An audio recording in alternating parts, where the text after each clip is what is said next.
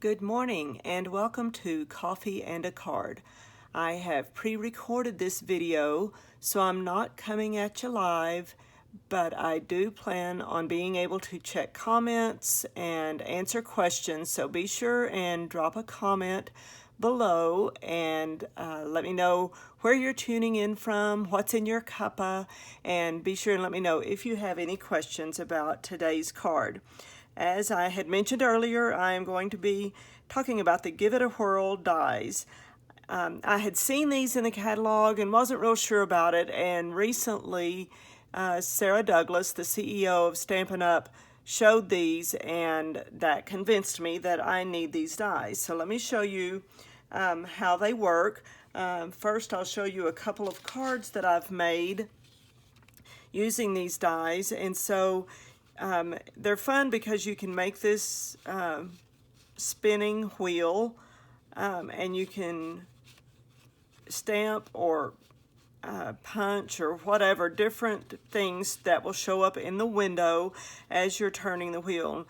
Now I have this one, it really doesn't matter which way it goes, but I've got the arrow kind of going up that way, which is kind of really more of a mistake. I'll show you how it should be on what I demonstrate today. But it's just a fun card, fun interactive card that uses these dies. Here is another one. Let me back up to this one. So this uses the You're a Peach Designer Series paper, and I especially wanted to show this card today because this Designer Series paper sale is still going on until August 2nd. And so these 9 patterns of Designer Series paper are on sale for 15% off through August 2nd. And so these cards that I'm showing today use some of this paper. So this uses the You're a Peach paper. And then I have another card that uses the In the Wild paper. And so on this one, I think I put the arrow really where it's supposed to be, and I did an embossed arrow, which I'll explain on these dies here in a little bit. And so you can just spin the wheel for the different greetings, and you can just stamp right inside on that wheel. So let me show you kind of the different parts of the dies and how they work. So the main part, there are about 3 main parts, and then you can kind of customize them. So you start out with a standard card base that is your usual 5.5 by 4 1/4. And so on this one, I am using Blackberry Bliss, and then I'm using the Pansy Petals paper, and I have already cut out this piece. And so this, you cut out like that, and it will fit right here on this card front. The next part of this is the wheel that turns, and I've already cut one out that I will be stamping on out of fresh freesia. And as you can see, see if you can see that, when you die cut this piece, it cuts out this little hole in the middle, and then the wheel also has a hole, and so it makes it really easy to line up those holes just like that, and then you have your wheel over here. And then the other thing is to determine what kind of a window. The only ones I've made so far, I have used this kind of like a third of a circle window, but there are other window choices that you can use. There's a circle window, and you can put your window wherever you want to, and I will be cutting this out in just a moment. So you can have your greetings over here to the side, you can have it at the top, you can have it at the bottom, and that would determine how you stamp your greeting and stuff. I like having it at the top. It's just easier for me to line everything up. But you've got the circle, you could even do a heart one, and there's room on here for at least 3 greetings. In fact, when the die cuts it out, it kind of has a little bit of a raised area for 3, and so even if you use one of the other shapes, like the heart window would line up just fine, and you would just stamp your greeting inside that window if that were the shape that you chose. But you cut your window on this piece right here. And then there's also this banner type piece, but we're going to go ahead, because that's what I've been using and that's what I have experience with so far. I'm going to use this 1/3 of a circle for my window. Now, some of the other parts, as I mentioned, there are these kind of embossed arrows like I used on this card to kind of show the direction that the wheel needs to spin. And so if I were going to do that, I would probably use some washi tape to just hold this in place, and then I would place the die. So this one is a single arrow. There's 2 arrows, so you would just take that and kind of line it up in that little notch and use washi tape, run it through the Stampin' Cut and Emboss machine, and it would leave the embossed looking arrow. I'm going to do a slightly different one. There are these 2 that are the kind of the curved arrow that follows the curve of the wheel. There's also a straight arrow, so you could do this one up or down, either way, depending on how you wanted the wheel to turn. But what I'm doing today is this little die that cuts out arrows instead of embossing them. And so I'm actually going to, I've already cut it out, and I will glue that onto my card front once I get it assembled and know exactly where my wheel is going to go, and I will glue that. So I'm doing the die cut arrow, but you do have these other options. Some of the other shapes are, there's a scalloped circle, so if you were to do the circle window, then you could put a little frame around it with this die. And of course you can use these dies apart from making this Give It A Whirl card, and so they're real versatile shapes for all sorts of cards. There's this banner, and then there's some hearts and stars and some clouds, or they can also be like thought bubbles.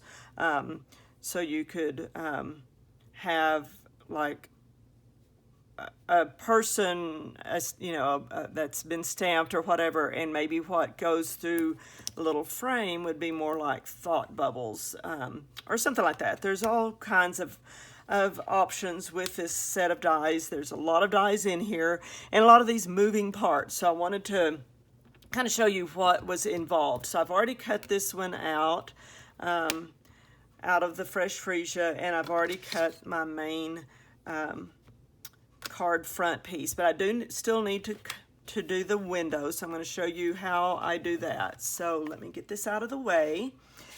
And so I've already got my piece here cut, and I'm going to line up my die, and I'm going to use a little bit of washi tape to hold it into place. And I am going, since I've got this grid paper here, I am going to line that up so that I can just use it to, I keep moving that, to keep it all lined up. Sometimes I will use a ruler, but let me go ahead and get this in place with some washi. So I've got my die lined up with those holes right there lined up, and I'm just going to use a little bit of washi tape to hold that in place, and that's where my window will be, so like right there. So that's what I'm preparing right now, and since I've got it on the grid paper, I can tell that these corners are pretty well lined up. If you don't have grid paper, you could always use your ruler and make sure it's straight, or you may even want it, depending on the greeting and what it says, you would want your window off to the side. And that's the fun thing about this card, is you can make it however you want as far as your window and things like that. So let me die cut this, so let me give you something to look at while I'm cutting this out.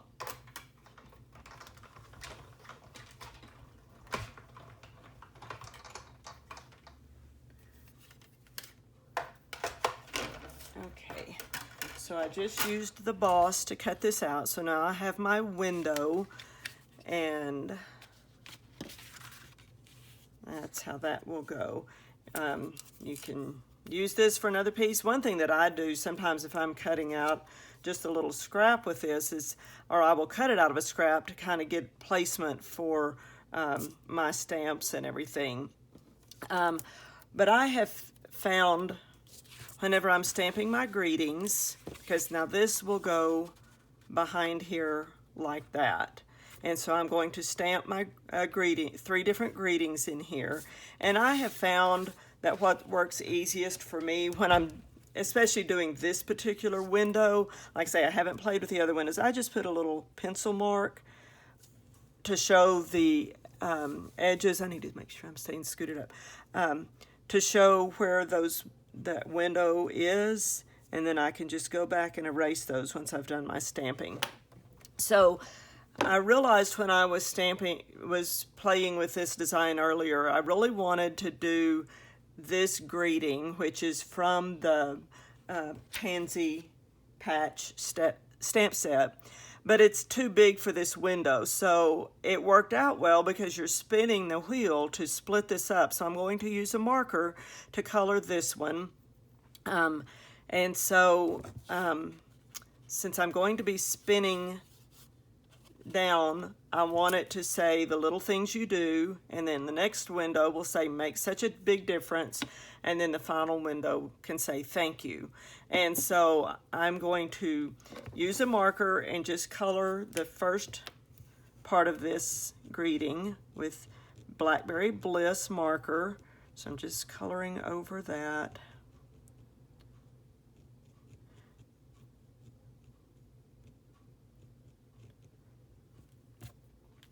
And then I can use these marks here to get that lined up.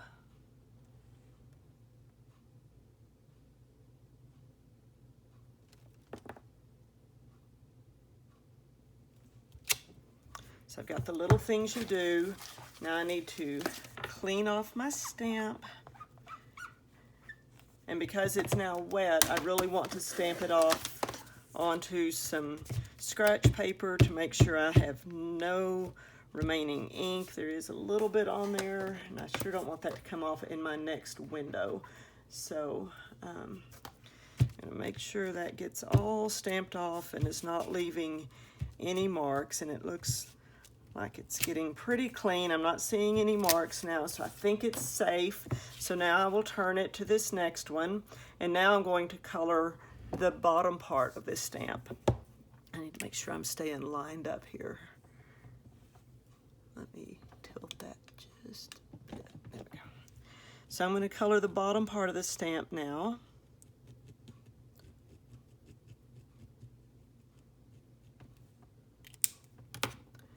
And I will do my next window.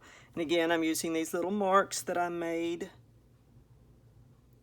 And that looks like I didn't get that inked up real good right there. So I could tell that when I started looking through it that I missed a spot. So let me get that lined up. And so then the last one I want to do is the thank you, and I can just go ahead and use a stamp pad for it. And so let me ink that up.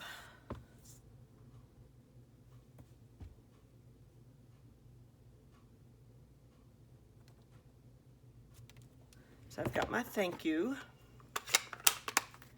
Let me clean these real quick before I drop something on them, and that will give the ink a little bit of time to dry. I hope I'm staying close enough to the microphone for you to hear me.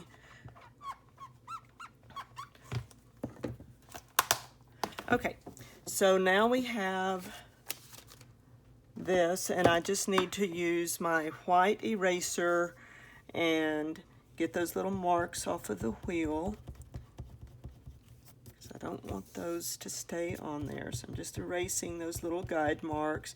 You could also just set the die over that when you're stamping, but I just didn't want any extra thickness at all to interfere with the stamp. So for me, it's easier to just use the little tick marks with using the pencil. So we've got that. So now we're ready to start assembling.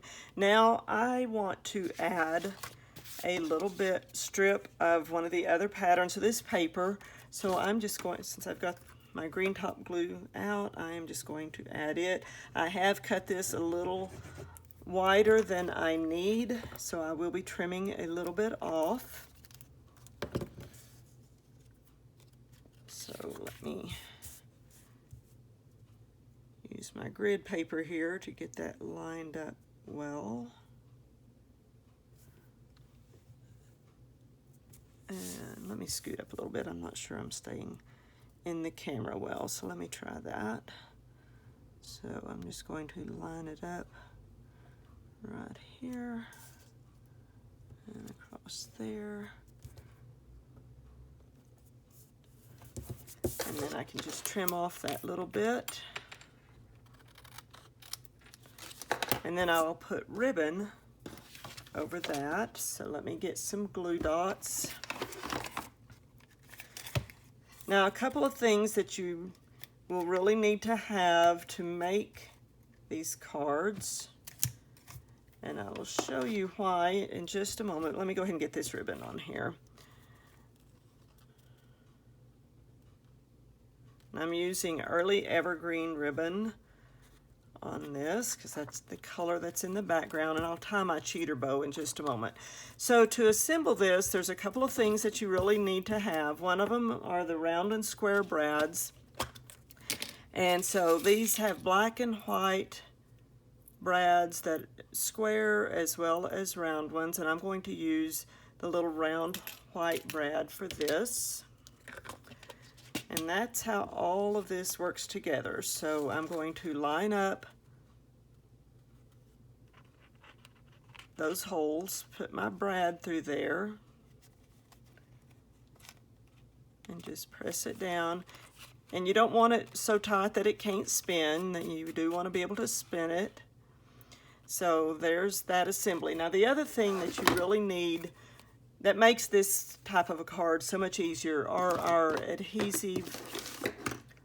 foam adhesive strips. This makes this type of a card so much easier to put together. You can use dimensionals, but I really like just having these strips, and then I just snip off as needed like that. I do like to have a little bit here next to where that wheel will turn to make sure it stays up off the base of the card. So I'll put another little bit right there. This side, it's not quite as important, but over here it does help where that's going to be spinning to keep that up off of the surface.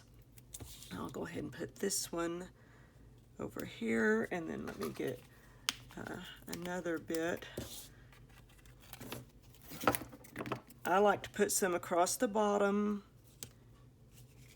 like so, and then another bit underneath where that wheel is. Still want to make sure that that wheel can turn without being impeded at all, but that kind of helps hold it up off of the surface of the card front. So this is where that will go, like that. And then I will put the little arrow on here once I get that in place. So let me go ahead and adhere this to my card fronts.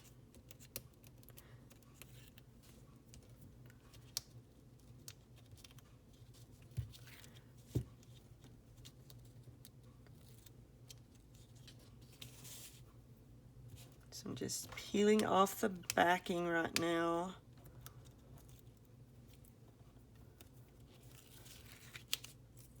And for me, it's easier. There's going to be a little bit more space on the sides than on the top and bottom. And so I'm just going to, before I start pressing anything down, make sure that looks nice and straight. And then I can just start pressing it down. And it does seem like I could use just a little bit more up there in that corner, so I'm just going to snip off a little of this just to make sure it doesn't sink down over here. And let me just use some tweezers that will make that easier to just put under there. And I can peel off the backing, hopefully. Sometimes tweezers are a lot easier to get in there than my fingers. So there, that kind of makes that a little sturdier feeling. Now, on these other two cards, well, let me go ahead and glue this on before I lose that little piece. So I kind of want it so that whoever gets this will spin it going down. So I'm going to just add a little bit of adhesive onto this little arrow. Hopefully y'all are seeing that.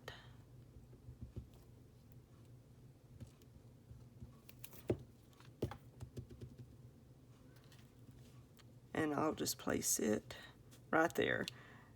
I could have used the embossed arrow and had it in place there as well. Got a little bit extra adhesive there. Let me try to peel that off. Clean that up just a little bit. I'll probably use my adhesive remover here in just a few minutes. So anyway, so there is that part of it. Now on these other two, I kind of like having that brad covered up. I just like the look of it better to not have the brad showing at the bottom of that window. So I just went ahead and cut out one of the pansies from the paper. This is just already printed. You could do a stamped one or either way, and I'm just going to add some dimensionals. I don't need anything at the top of my pansy because that's going to be kind of over the window slightly. And so I will just adhere this pansy now. Right there is just part of the embellishment, but it also hides that brad that holds that together. And then I just need to finish my cheater bow. There's my ribbon. So let me tie that.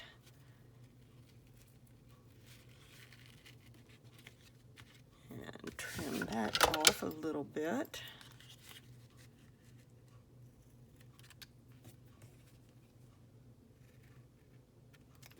And there it is. So, such a fun card to do using the Give It A Whirl dies. So these are the 3 that I've done so far using these dies. So you can see there's little different ways to do these. Just a reminder that all of these papers that I used are part of the Designer Series paper sale that is going on through August 2nd. I do have a host code open right now that is 742UQK46, and I will put that in the caption with this video. And then also just a reminder that on August 3rd, the new mini catalog starts, as well as Celebration, and I will have an open house that day. Details for that are on the events tab here on this page. And I also plan to have a purple party sometime in August, so be watching for that. And in fact, by the time I post this video, I may already have that date set. So be sure and check my events tab for the purple party. But anyway, I hope you all have a wonderful weekend. Thank you for tuning in, and be sure to give these dies a whirl. Y'all have a great weekend. Bye-bye.